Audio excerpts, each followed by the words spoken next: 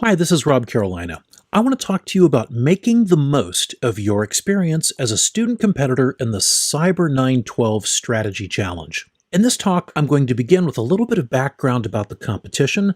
I want to talk about why compete at all, how to work with evidence, understanding context, how to present your ideas. I'll give you some ideas about choosing a team and a coach, and then finish with a few final thoughts about your role in the competition. Let's begin with just a little bit of background. I'm a lawyer and a specialist in laws that apply to information technology and cybersecurity. I've been a teacher for more than 20 years, and I've developed an MSc module on legal and regulatory aspects of cybersecurity. I'm also the author of CyBOK 1.0, Law and Regulation Knowledge Area. I've been involved with the competition a number of times as a coach, twice in London, once in Geneva. In addition to the teams that I've coached, which you see here on the slide, I have debriefed other teams that came from our university, and at these competitions I spent time watching multiple teams compete. I'm passionate about the competition because of the education benefits that it can provide to you. The competition itself is an annual cyber policy and strategy competition where students compete in developing policy recommendations tackling a fictional cyber catastrophe. It's multiple competitions, individual competitions around the world that are convened by local supporters using a common framework developed by the Atlantic Council. The competition is an analysis and reporting exercise. So as a competitor, you don't conduct a forensic investigation of computer systems. You instead receive a raw intelligence pack that has a lot of real and simulated reports from a number of different sources. And then you conduct independent background research and study in advance of the competition to prepare you for it. As you can read in the rules, the competition proceeds through 3 rounds. In the first round, you receive your first intelligence pack. You have many weeks to prepare. So you need to research and write 2 short reports, a situation analysis, which is due in advance, and a recommendations document that you deliver in the room to the judges when you arrive at the competition. And during those weeks, you also prepare to give an in-person briefing, and you prepare for a question and answer session with the judges. If you advance to round 2, you'll receive a second supplemental intelligence pack that gives you more information. You then have only 1 night to revise your written recommendations and prepare for a second briefing and question and answer session. If you advance to the final round, you're given a third supplemental intelligence pack, and you have only a matter of minutes to read and understand what you've been given and prepare your final briefing and question and answer session. Naturally, you might be wondering, why compete at all? Why participate in this competition? In the run-up to the actual competition days, you'll have an opportunity to research and study a broad variety of subjects related to cyber threats. You're also going to learn about subjects outside of your domain expertise. You're going to be required to analyze, synthesize, and report based on heterogeneous sources of information. When you get to the competition itself, you'll be faced with a controlled simulation presenting your ideas and answering difficult questions from judges who have a lot of professional experience in this space. After you leave the room and give them a chance to collect their thoughts, you then come back and you get feedback from these same experts about what just happened. The competition will give you some career-enhancing skills. It's going to help you with your written and oral presentation skills. It'll help you with your teamwork. It'll test you by giving you questions under pressure. The competition will probably move you outside of your comfort zone. And it's an opportunity to meet people, to network, and to have fun. So let's talk a bit about working with evidence. You're going to be required to review the evidence that's available to you. That comes in the intelligence pack created by the competition organizers. As you look through that packet of information, consider each source's credibility. Consider the source's focus and subject matter expertise, and consider how to weigh those factors as you consider what to believe and how much weight to put on these various sources of information. So, for example, consider the types of things you might look at would be a forensic report by a technical expert, or a tabloid newspaper article, a police intelligence report, satellite reconnaissance image, an antivirus company report. Any of these things might form part of the competition intelligence pack. You then have to synthesize the evidence that you've been given. And you have to answer some basic questions. What things do we believe have happened out there in the field? What was the impact of those things? How do we grade the risk moving forward? What sort of risks or potential events do we see on the horizon based on the evidence so far? And always important, what, if anything, can we say about attribution at this stage? What evidence do we have about who is responsible for what we're looking at? I recommend that you adopt a consistent taxonomy to describe strength and confidence in various sources of evidence. When I say strength of evidence, what I mean is something like reporting probability. So if you're trying to report on strength of attribution evidence, you might say that it's very unlikely or very likely that Ruritania ordered these actions, and a lot of different measures in between. A degree of confidence, however, is kind of like reporting error bars. So you could say, I'm reporting this, it's very unlikely, but I have low confidence. Or it's possible, but I have kind of a medium confidence or limited confidence. Or it's very likely and I have super high confidence. As you report strength of evidence and your confidence levels, I recommend that you stick to words. Avoid the temptation to try to report these ideas in numerical measures. A lot of people don't have an intuitive grasp of percentage measures, and if you use some kind of a raw scalar measure, those tend to convey a false sense of precision. And basically, almost everybody who's asked, how confident are you, it's surprising how often people say, well, it's 7 on a scale of 1 to 10. It's really easy to miscommunicate your opinion about the evidence by using these kinds of measures, particularly when you're trying to convey your message under pressure. There are a number of existing taxonomies that you could use. Various intelligence services have developed taxonomies of strength and confidence in evidence, and some private sector organizations have as well. Do your research, find out how people report this information, find something that works for you, and use it consistently. What's most important is that your team all adopts a common method of reporting confidence and strength of evidence. As you report the results of your analysis, try to paint some kind of a picture. And remember that decision makers, and in this case I really mean judges, but in the real world they're decision makers, they usually want a really short summary at the start. They want to know what you think right up front. So you might want to find a creative way to do that, both when you're producing written work product and when you're making your oral presentation. You should not try to create what I've called here an artificial narrative. You can't impose a sense of order on the evidence if the evidence doesn't support that. However, at the same time, you ought to try to broaden your focus in an effort to summarize what you know. And so the way that I've tried to describe that here is, don't just recite a description of individual trees. Describe what you think the forest might look like. In working with evidence, I think the most common mistakes I've seen in the competition, and in the real world for that matter, is when people get ahead of the evidence. Remember, this is not a Hollywood script. You're not trying to predict what happens in Act 2 because you just had a chance to read Act 1. In the real world, and the competition organizers know this, things just come up unexpectedly sometimes.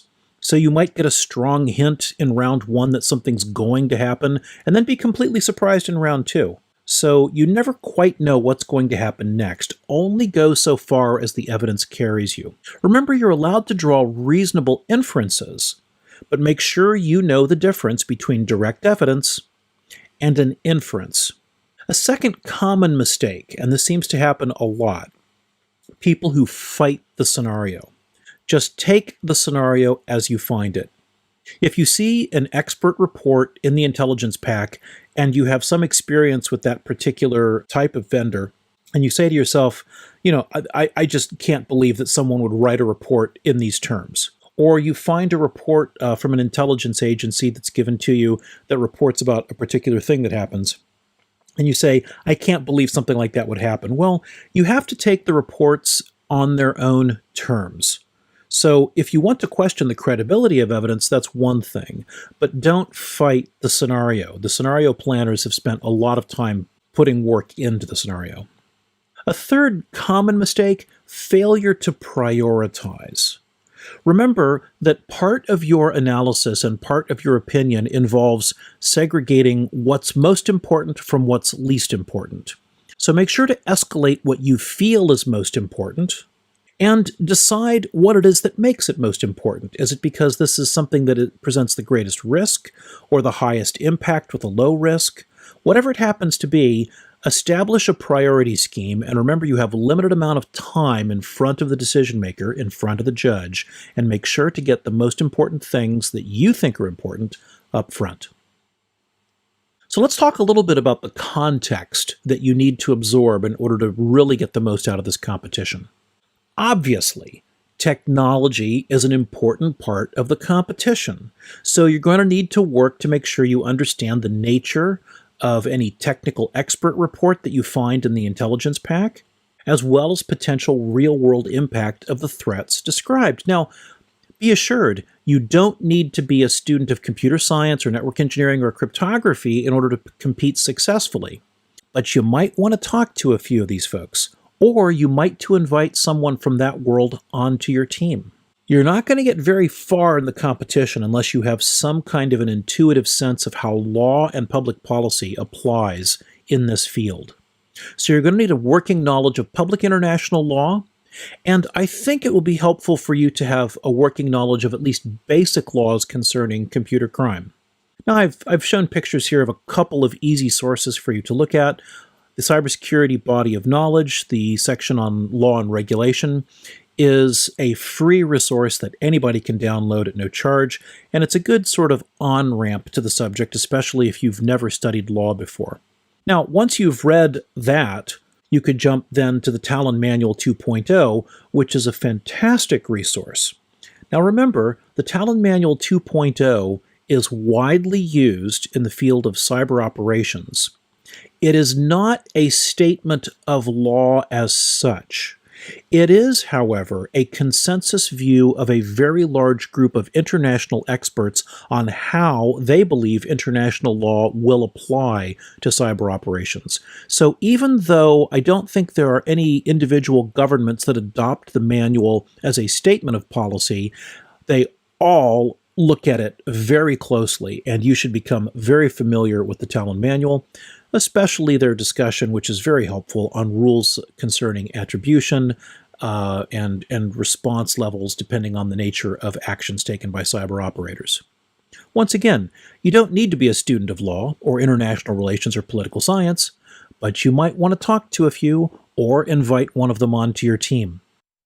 You're also going to need to upskill in some area of what I'm calling cyber operations know-how. And by this, I mean make sure that you've researched and you already understand how cybersecurity problems are reported and remedied in the real world. That means you're going to need to get a basic understanding of the roles of various players both in government and in the private sector where cybersecurity incidents are concerned. Now, I've given you sort of like a smattering of some of these agencies in public sector, as well as just a pseudo-random list of private sector organizations that often get involved in understanding and escalating problems to do with cybersecurity. I don't mean to suggest that you need to be intimately familiar with how all of these work, but you do need to understand the landscape of who does what when a cyber emergency arises and how they work with each other. Now, this is actually an area where the various competitions around the world tend to diverge from one another.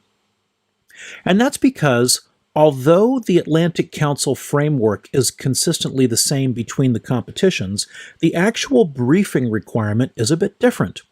So if you're competing in the London competition, usually in the past the competition organizer has said that your role is to brief somebody in Downing Street or somebody in Cabinet Office who's about to brief the Prime Minister, or you're told you're about to brief the Prime Minister.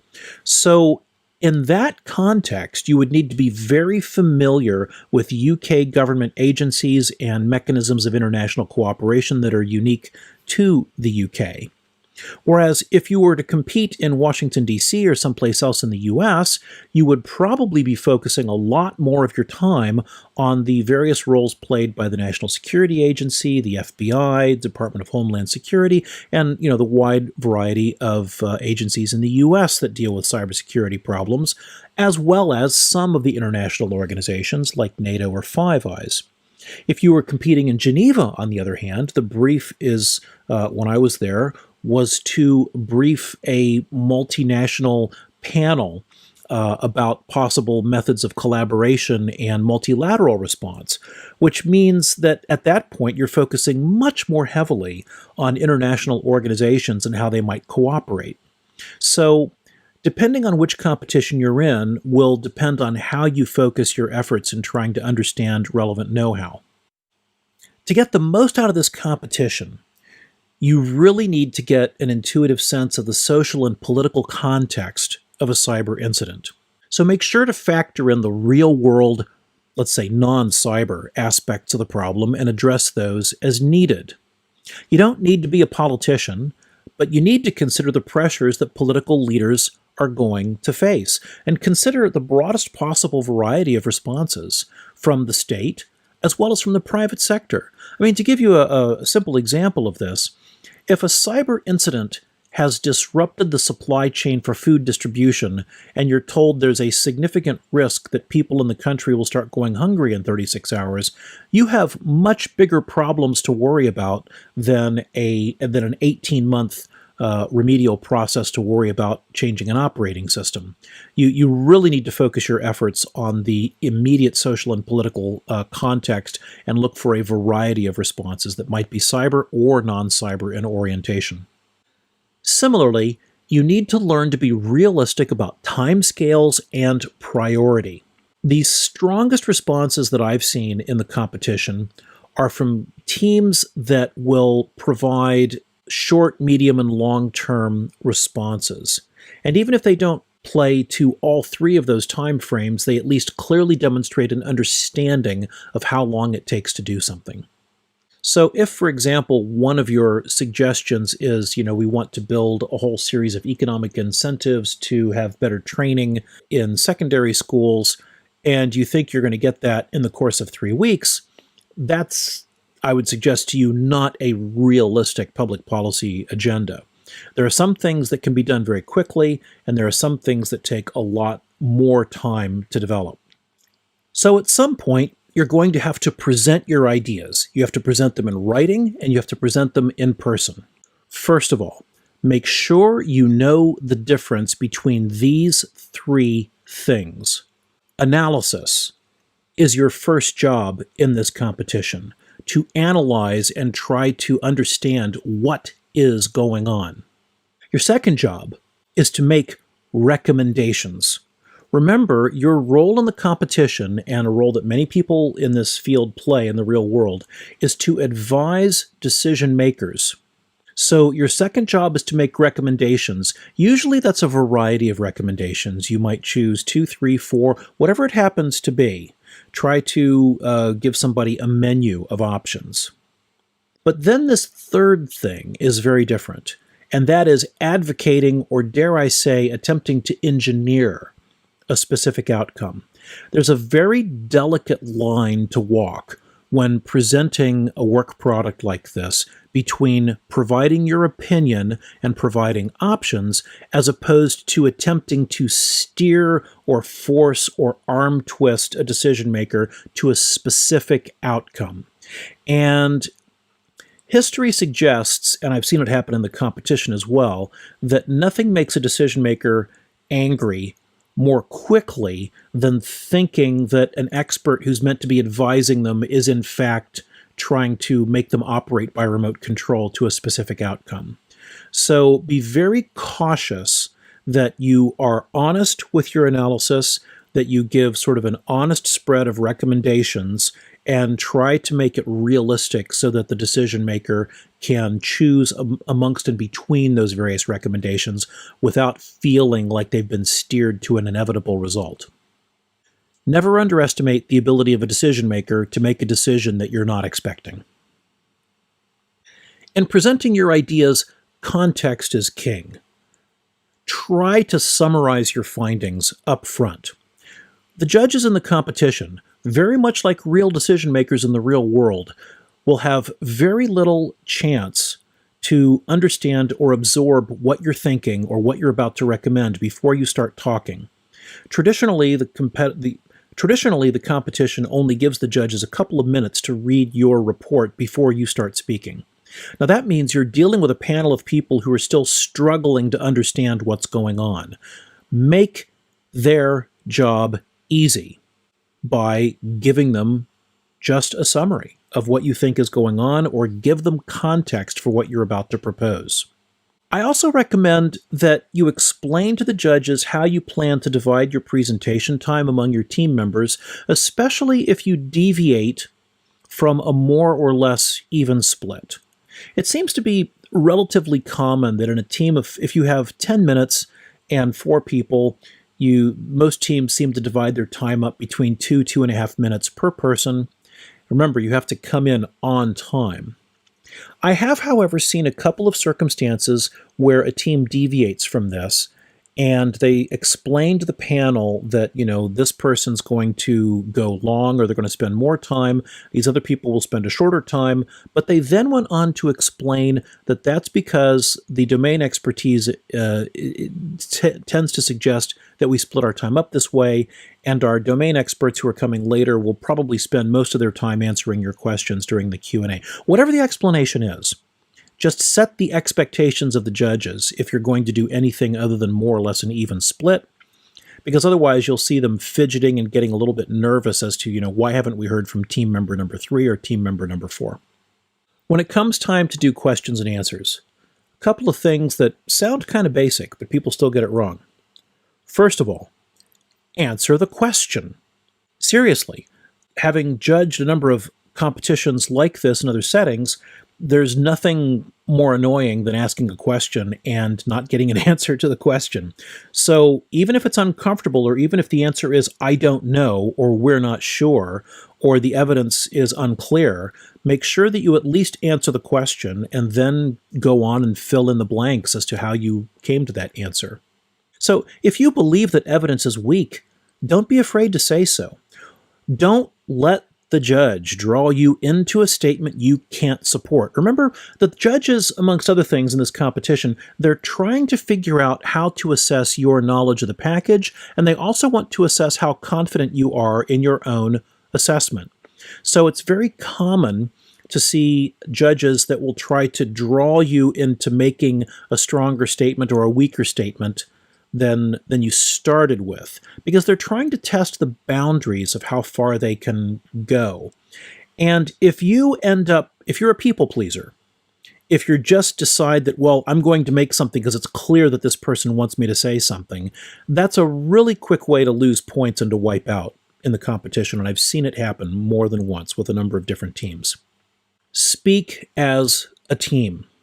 You need to avoid the appearance of disagreement unless there's some kind of a real emergency in terms of how your information is being presented. And that means that when somebody gives their presentation, or if one of your team members answers a question, you probably ought to just let that one go for the time being. If it was even close to being in the realm of correct, you might want to consider just letting it pass. And the reason I say that is I've seen more than one team that will lose credibility and lose points because they end up in what I call the Columbo trap. And that is, a judge will ask a question. One of your teammates will give an answer. And then teammate number 2 says, I just add one more thing to that. And that thing is, and they go on for a minute. And then in one case, I even saw teammate number 3 who said, I want to add something to that.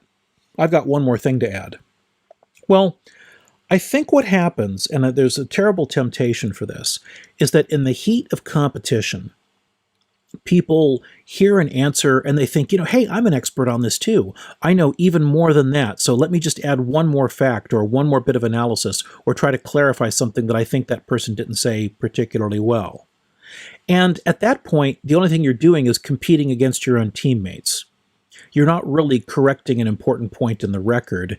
You are giving the impression that there's disagreement and disharmony within the team. Now, if you say, well, that's just a competition issue, isn't it? Well, in the real world, when you see a team of people doing a project or briefing like this, and you see that kind of uncertainty, as a decision maker, you think, well, have these people really got it together? Have they really come to a harmonized view on this? Have they really spent the time? Have they really done the homework to figure out amongst themselves what they think about this? Maybe I ought to send them back to a room someplace to do some more work. So there is a real-world corollary to this. I wanted to spend just a few minutes on the process of choosing a team and choosing a coach, if you haven't done these two things already. In creating a team, I would urge you to try to develop a team that shares a common vision about why they're all participating.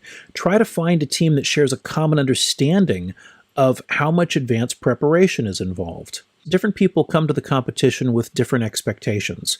And if you're the sort of person who wants to spend a day a week, every week for 5 weeks or whatever it happens to be on this competition, or it's turning into 20-25%. I mean, if you're super gung-ho about the amount of effort you want to invest in this thing, and it turns out one of your teammates is just sort of like I thought it would be like a couple of hours one week and then there's nothing else to do, you're going to have a huge amount of tension on your team and a huge lack of consistency, and it's just going to be a really uncomfortable situation. So try to find some people who share a common vision about what you're trying to achieve.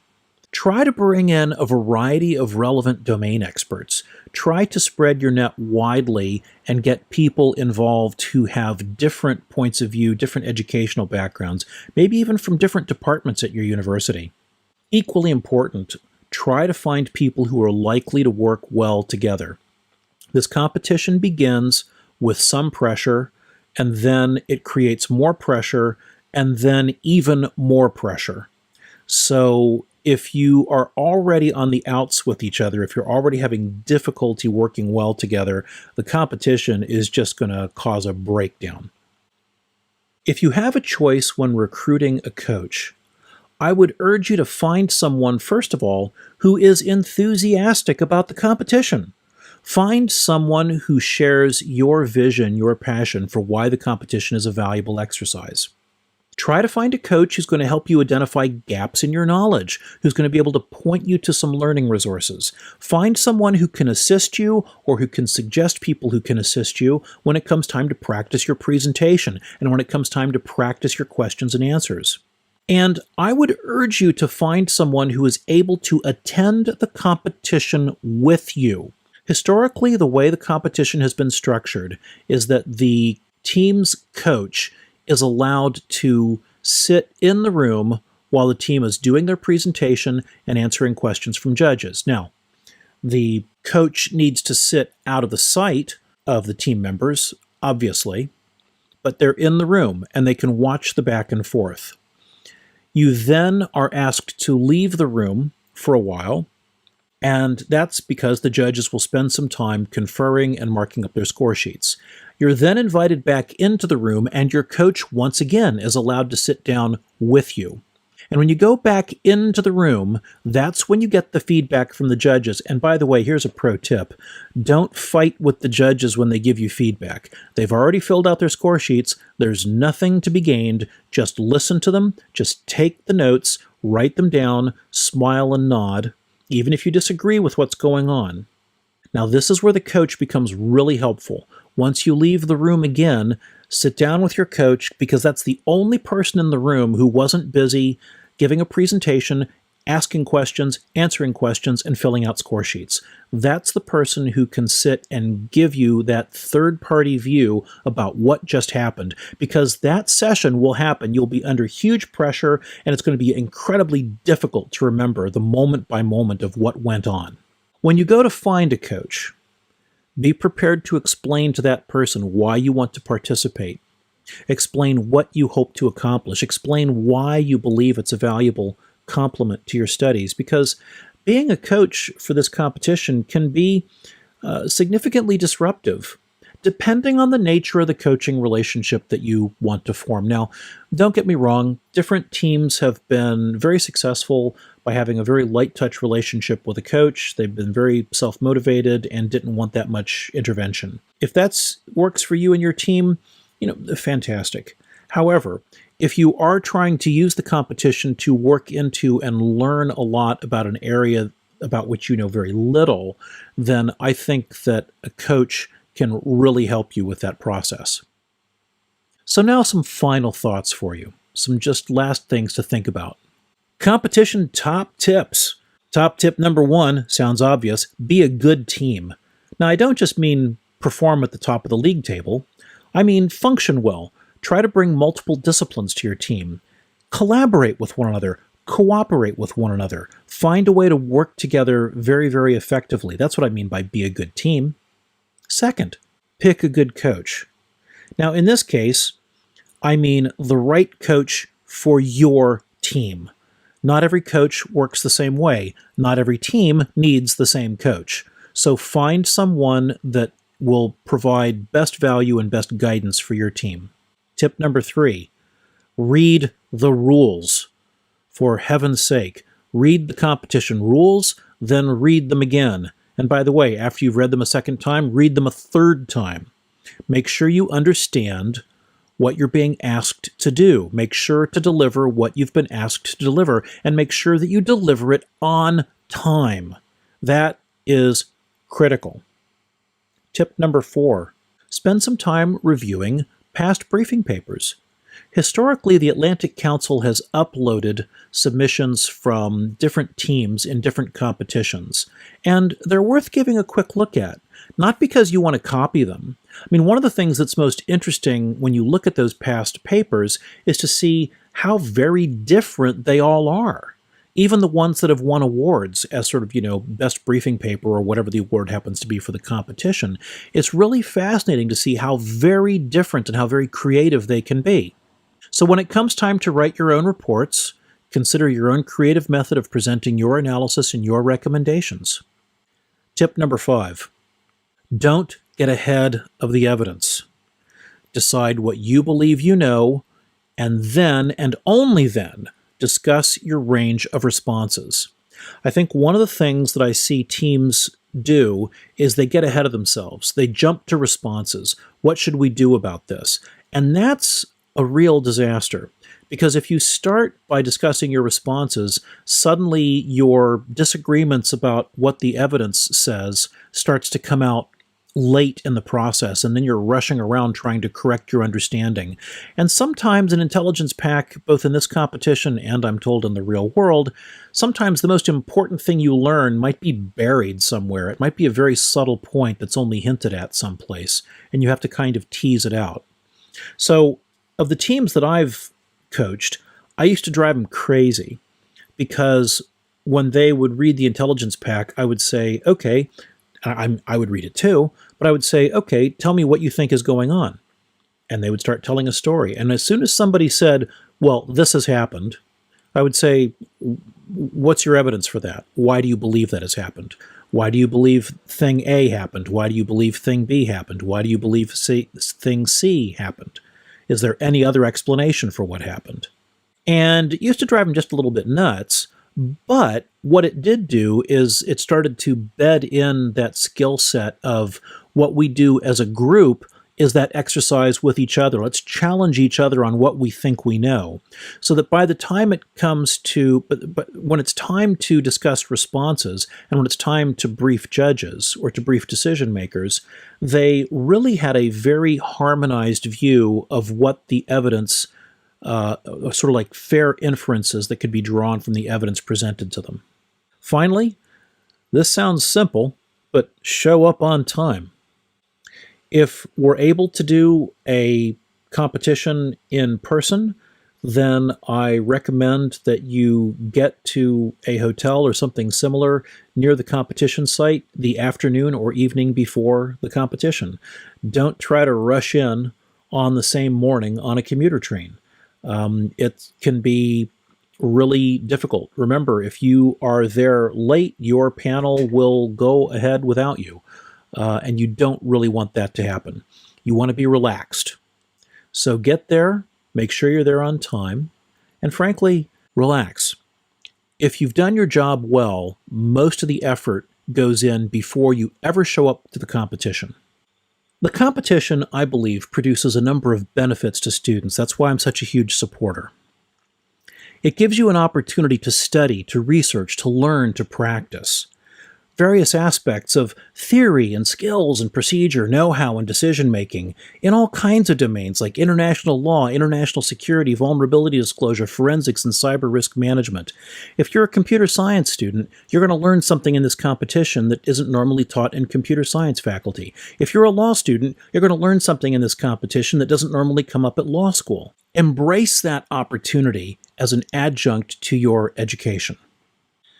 The competition is a simulation that forces you to synthesize a lot of complex evidence from conflicting sources. It requires you to place cybersecurity risk in a social, political, and legal context. And it requires you to understand practical operational challenges. And, on a personal level, it requires you to demonstrate some effective communication and teamwork. The competition prepares you to engage with future employers. It gives you some hands-on understanding of governance and decision-making. And I believe it makes you a more effective communicator when you're talking with persons who live outside of your domain expertise. And I think all of these are really good reasons to participate. So with that, it really just remains to say, good luck. I hope you compete, and I hope you have fun. I know you'll learn something. Bye-bye for now.